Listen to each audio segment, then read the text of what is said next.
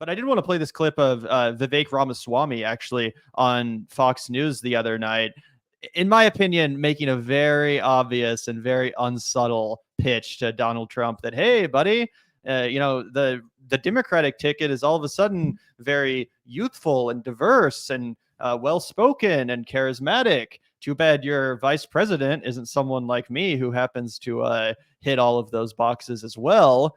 Let's take a look at this, guys. Tell me if you think I'm wrong, Zach, but I think this is a total attempt at an audition, a last-ditch effort to try to get Trump to change his mind, pressure him on a dime and be like, I should have gone with Vivek. Let's take a look. I do believe that we need a bit of a reset in this campaign. If we're being honest and being clear-eyed, I think the reality is Kamala's new de facto nomination, coronation, whatever you want to call it, after the Republican convention was a bit of a shock that caught a lot of Republicans by blindside. And the reality is we now have to take a big step back and say, we're going to offer our own vision of what we stand for. I think the attacks on Kamala alone are not going to be enough. We're already seeing that over the last week. I think we have to stand for our own alternative vision that we believe in merit. The reason that we're critical of identity politics isn't because we're against the Democrats. It's because we stand for meritocracy, and that's part of who we are as Americans. And so as much as I'm critical of the Democrats, I also think now is a moment for a wake-up call on our own side. We need to use this as a chance to reset and level set and focus on our own vision for the future of this country. And the more we do that, the more successful we're going to be. Frankly, the less we do it, the more risk I do see heading into November.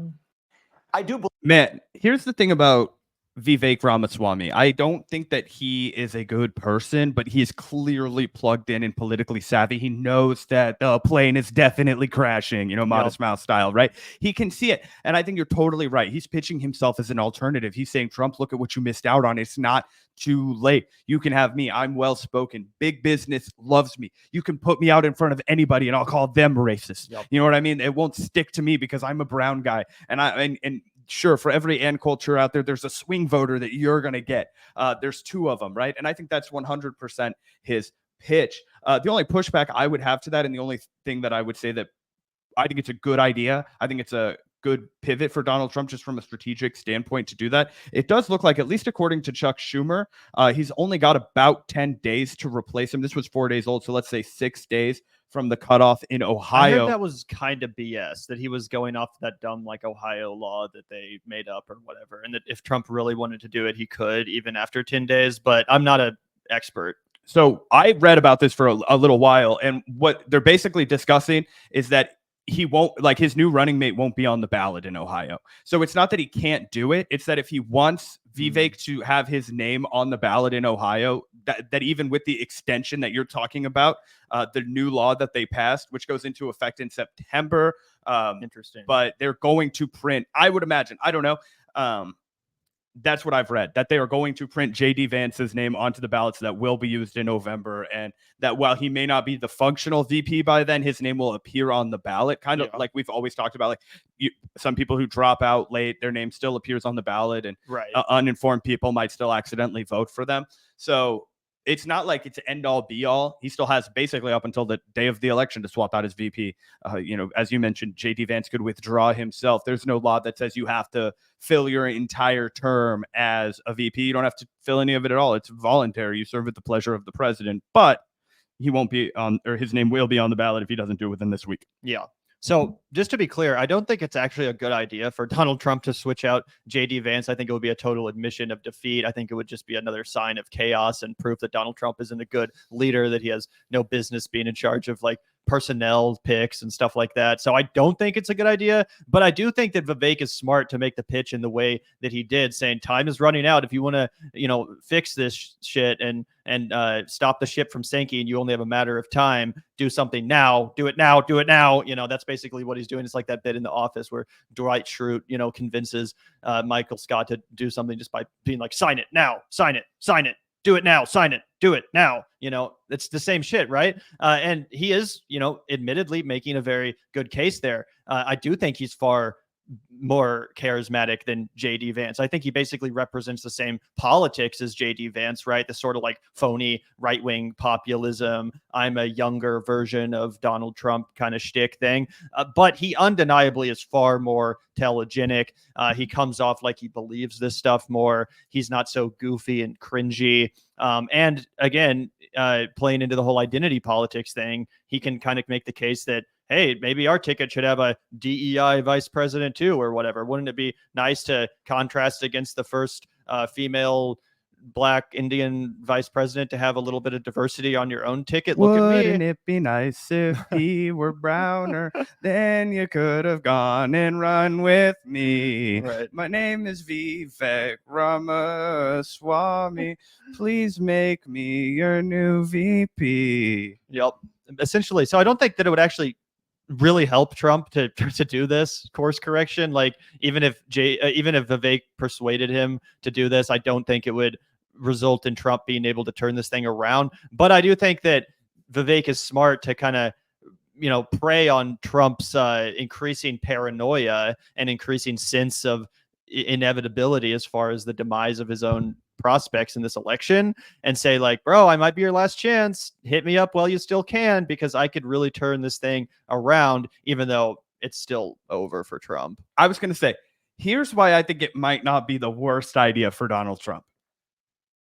I think it is over with JD Vance. I know a lot of people will get angry when you say that. They'll be like, I remember 2016. Everybody thought it was over. It's a completely different forecast than 2016. Get with the program. That was 8 years ago.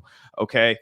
I think the vibes, as Gavin and I have declared, they've completely shifted. Yep.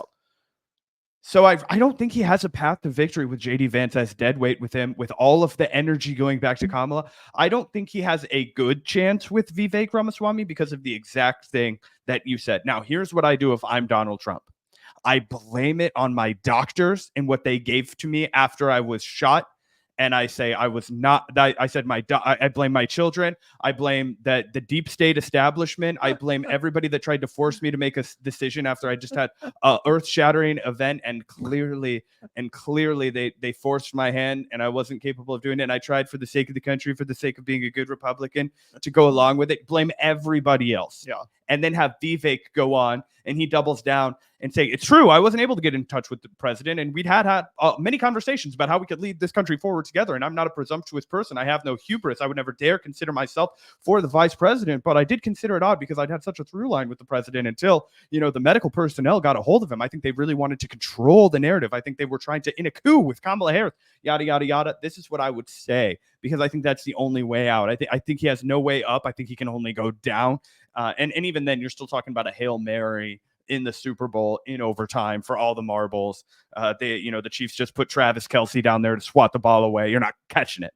You know what I'm saying? But at least you have an option. At least there's a path to victory. I don't think with JD Vance as his running mate, he has a path to victory. Do you disagree with that, or do you think that he still has an option? I think Kamala would have to fuck up in a way that I do not foresee happening. Yeah, I know. I totally agree with that. And I do think that if Trump were going to do this, he would have to pick someone like Glenn Youngkin, or like someone that doesn't have the same weird flavor of fringe MAGA online politics like Vivek. Again, Vivek is more articulate. He's better at speaking. He's more telegenic. Way better for content for us, though. Yeah, he's better at speaking and more telegenic than JD Vance, but he really represents the same thing as far as like what the ticket represents. He doesn't really bring in any new voters as far as his appeal and broadening the coalition. So I do think if Trump were going to do something like this, he would have to do it with someone like Glenn Youngkin or Doug Burgum, someone that actually could potentially bring in the moderates that are now being swayed by Kamala and her campaign, right?